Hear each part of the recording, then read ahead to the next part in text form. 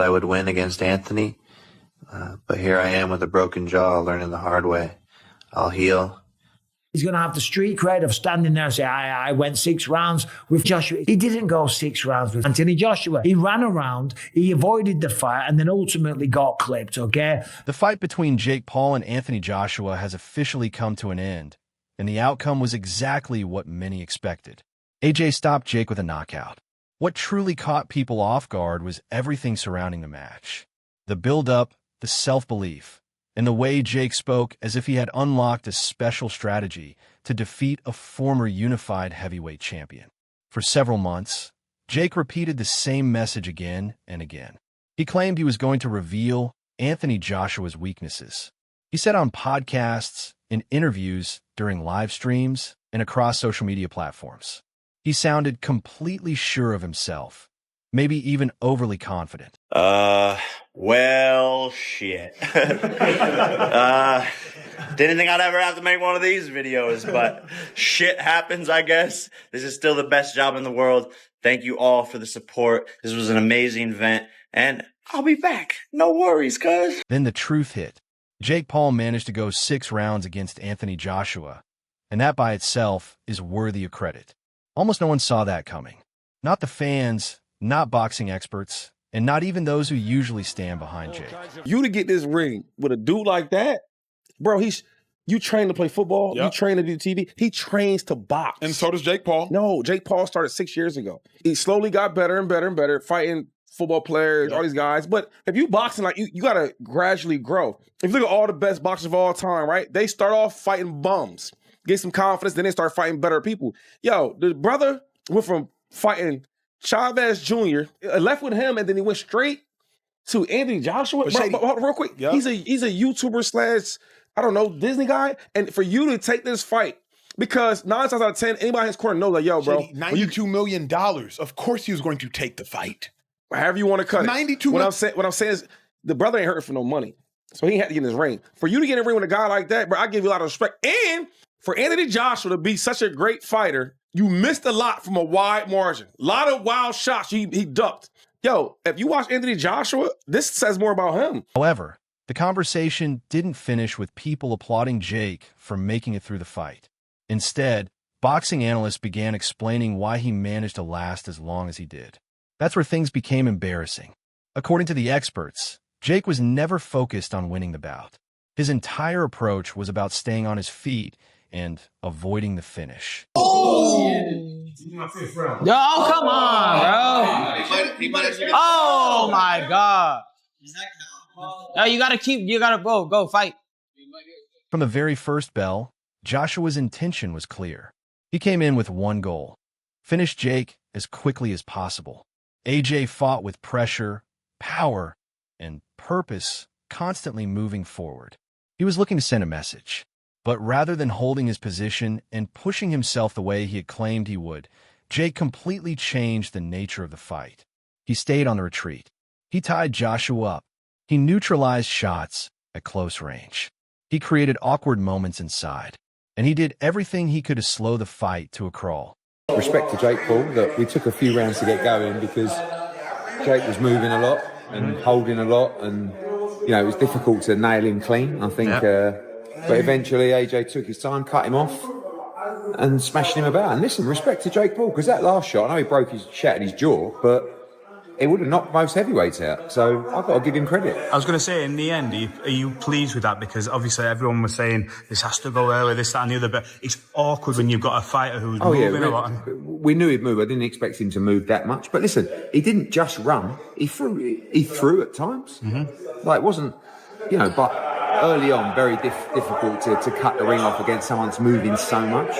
But also the rustiness of 15 months out, But also, you've got to give Jake credit because, like I said, he took a lot of punishment in there at the end. And the last right hand was a huge right hand. It would have knocked most heavyweights out. So, and also the most pleasing thing, he got 6 rounds with his new team. So, all in all, great night.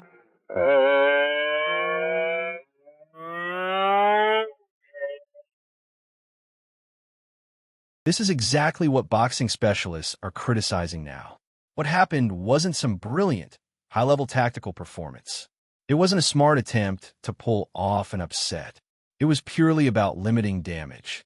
Analysts quickly noted that Jake's entire strategy was built around staying away from clean shots from Joshua. Anytime AJ tried to step inside, Jake grabbed and held.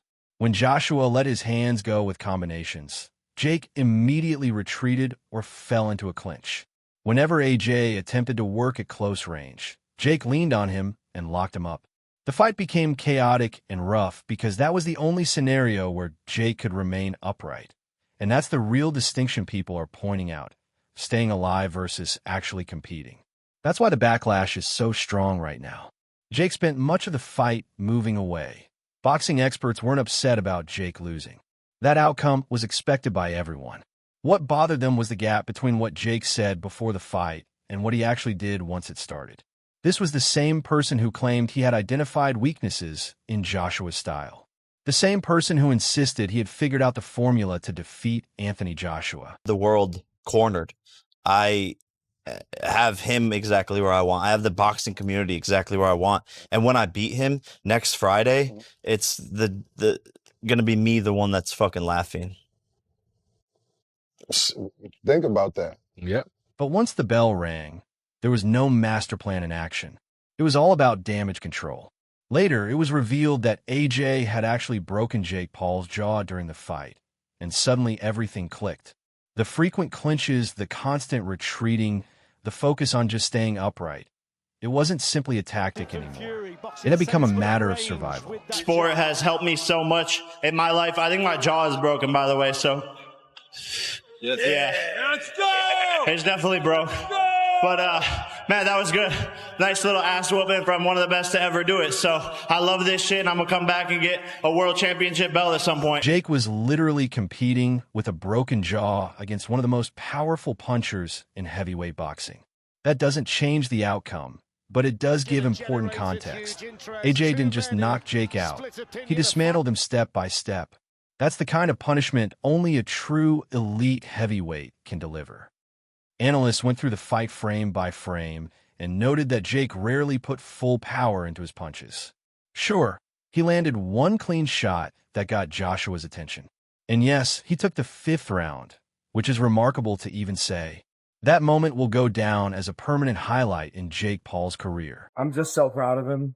That was incredible. In my view, that was a victory on all fronts. Right. Like, minus the actual victory, obviously, of course, but bro, like, no one expected him to last 6 rounds with AJ. In my opinion, he won 4 of them. People will argue that he at least won 3. No one expected him to last that long. Rolled his ankle, broke his jaw, still. Like, that's toughness. You know, most people wouldn't have the balls ever to step in a boxing ring in their life. He stepped in a boxing ring with one of the baddest men on the planet, who's 40 pounds heavier than him and 6 inches taller. That's insane. He's one of the most skilled fighters on the planet. My brother, as a fucking YouTuber, went 6 rounds with him in a fight with a broken jaw and rolled ankle.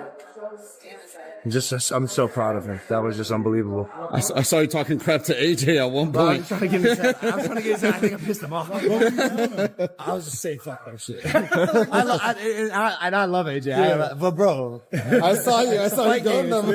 I was talking so much. But I just pissed him off. Then he broke my brother's jaw. Fuck this guy. Broke his jaw, huh? Yeah, his jaw is fine. You know? He don't care though. Jake's having a fucking blast. Yeah. We'll see him back again for sure? Yeah, for sure. Thank you, Logan. Thank you, Appreciate you, brother. However, analysts weren't impressed with Jake's corner. They later argued that his main challenge came from Joshua's size, not his ability, especially given how boldly Jake had spoken before the fight. Aside from that single round, Jake wasn't actively working toward a win. He wasn't creating openings or adapting to gain control. Instead, he was simply stalling. And eventually the clock ran out. He said, talking about why Jake lost the fight. I think a great game plan and preparation, unbelievable heart. And the reality is... Hold on, first off, it wasn't unbelievable heart. He was dancing around. And there's no shame in that. There's no shame in that because we have weight classes for a reason. But it wasn't unbelievable heart, right? It was a good show. It was a great show. Jake lost because of the size difference, not because of the skill difference. AJ was hanging on that neck, pushing him down. And when you have someone that heavy constantly doing that, it does suck the energy out of you. So Jake Paul lost because of the skill difference, not the size difference. I'm sorry. I'm not trying to, insult this guy. I'm not. But I'm as a fighter, as a former fighter, as someone that's very experienced in the world of mixed martial arts and combat sports in general, right? This is a crazy shout. He lost. What made this defeat sting even more was how Jake hyped the fight beforehand. He didn't step in as the underdog, content just to compete. He came in making bold claims. He called Joshua chinny and projected extreme confidence. That kind of bravado naturally raised expectations. And when expectations are high, the disappointment hits even harder. As he gets hit clean on the chin, the fight's over. He's well out of his depth against Anthony Joshua. I think Jake is wild for taking the fight, but I think he does believe he can win. This is a straightforward bank job. AJ's going in there to destroy him. The only thing that's a bit harsh is if Anthony Joshua doesn't knock him out in the first round, he should be ashamed of himself. Like, Brian, give us 2, or 3. Analysts noted that if Jake had truly been going for the win, trading punches, taking risks, and standing his ground, the story would have been completely different. Without all the clinching, he might have been celebrated for his bravery, ambition, and for challenging one of the most dangerous heavyweights of this generation. Instead, they said Jake turned the fight into a clinch-heavy survival strategy, countering Joshua's power not through skill, but by avoidance. That's when AJ began controlling the ring perfectly.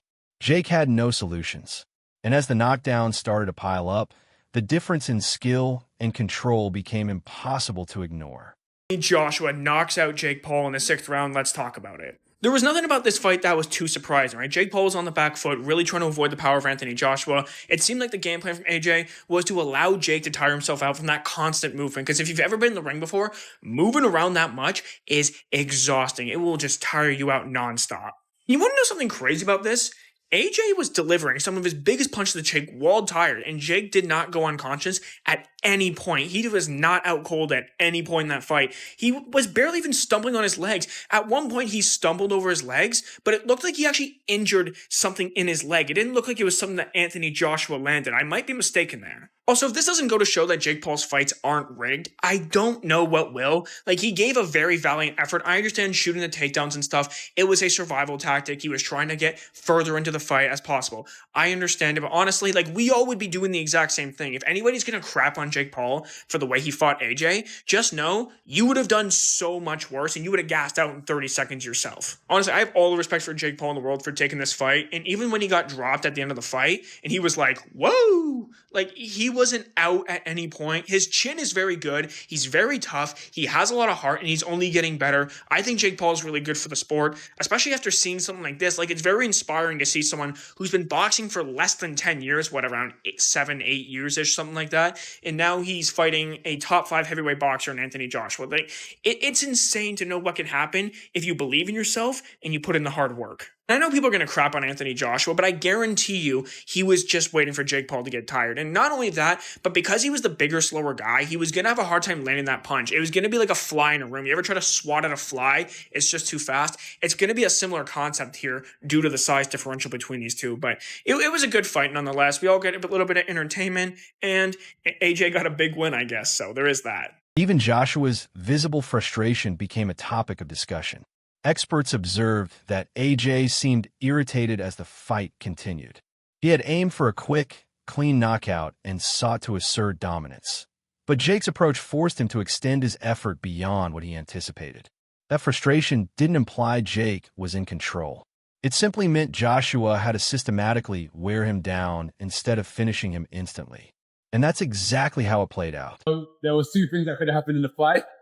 Jake would have either come full steam ahead 100 miles an hour, or Jake would have moved around the ring 100 miles an hour. There's 2 things I would have done.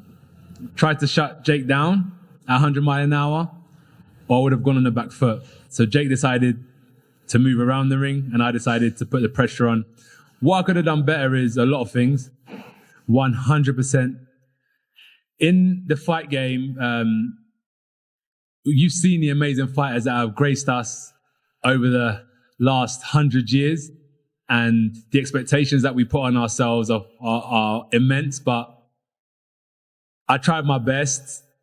Jake done well while it lasted. But if you remember what I said in the interview with Cameron is, fighting's not just physical, it's psychological. And when you understand the psychological warfare, I did say to you is that, Jake, what's going to happen? I'm going to see a time when I'm going to take your soul and you're either going to give up or you're going to get knocked out. With each passing round, AJ steadily wore Jake down. Powerful punches, constant pressure, and relentless physicality took their toll. Jake's mobility started to fade, and his clinches grew more urgent. By the 6th round, the outcome seemed unavoidable. When the knockout finally arrived, it didn't come as a surprise. It felt like it was bound to happen. Jake Paul's exhausted. There's a couple of shots from AJ. Sticks his tongue out. Jake Paul sticking his tongue out at him.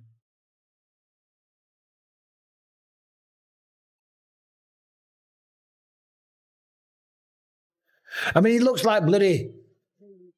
There's a couple of shots that Jake's just gets dropped here. That's it. Fight's over. What was it? A left hook? I looked at my bloody phone for a split second. Well, that was a bit embarrassing for AJ, if I'm honest. Because Jake Paul, all he was doing was running away and shooting double-leg takedowns. The fight is over. And can you believe it? It's crazy. Anthony Joshua won. That's why analysts are saying this fight revealed something very different from what Jake had claimed.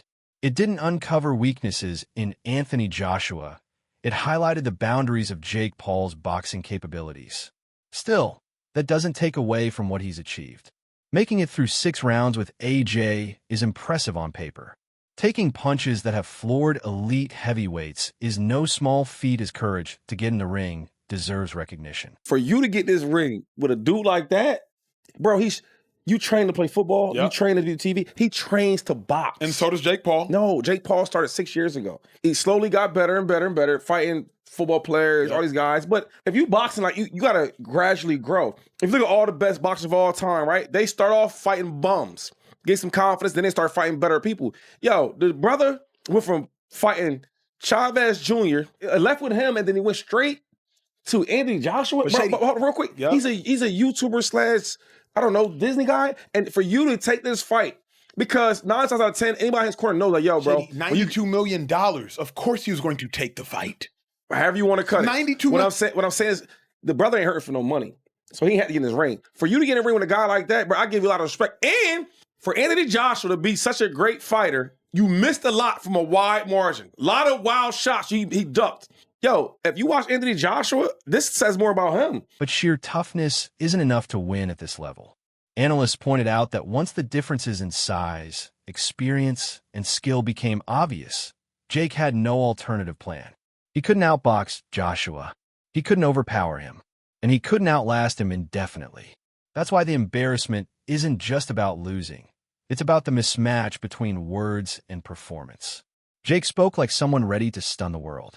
He fought like someone simply trying not to get stopped early. This defeat also changes how the pre-fight hype looks in retrospect. All those training clips, all those carefully timed combinations, all the talk about studying fighters like Usyk and Ruiz. Experts now say that preparation may have helped Jake hang in there, but it wasn't enough to put him anywhere near a win. Do you think you're going to knock him out? Yeah, 100%. I see holes in his game where I can land a big shot. Okay. 100%. It's going to be a very, very, very, very, very tough fight. Do you think this is your hardest opponent? Yeah, by far. Yeah. Okay. I mean, bro, I'm just outgunned in every category. At the end of the day, analysts aren't criticizing Jake for having the courage to step into the ring. What they are pointing out is that he misrepresented his readiness. He set expectations he couldn't meet. If he had presented this fight as a personal challenge, a test of his skills, or a way to measure where he really stands, the respect would have been unanimous. Did you think Jake Paul would win? Honestly, I don't know what I thought, but I just didn't expect for it to go down like that. That shit was like a joke almost. Like, that was just like funny. It was just crazy. So you don't think it was a real fight? Nah, I think it was more for entertainment. He's a good entertainer, you know. That's just who he is since he was young. So what should Jake Paul do next? Should he carry on fighting in professional boxing? No, stick with YouTube. Quit boxing immediately and stick with YouTube. He got $40 million for it. Should Jake Paul retire? No, Jake Paul got to keep going. He got to keep losing. Still, this fight will leave a lasting mark on Jake Paul's career. Not due to the loss itself, but because it showed he has a place in the boxing world, just not at the elite level he suggested. Going 6th round with Anthony Joshua is no small accomplishment. Jake Paul, he's done really well tonight. I want to give him his props. He got up time and time again. It was difficult in there for him, but he kept on trying to find a way. It takes a real man to do that. Anyone who laces up these gloves, we always say we give them their respect. We have to give Jake his respect for trying and trying and trying. Well done. But he came up against a real fighter tonight that's had a 15-month layoff. We shook off the cobwebs, and I can't wait to roll into 2026. That wraps up today's video. If you liked it, make sure to hit the like button, subscribe, and turn on the notification bell so you don't miss any of our future videos. And be sure to share your opinions down in the comments.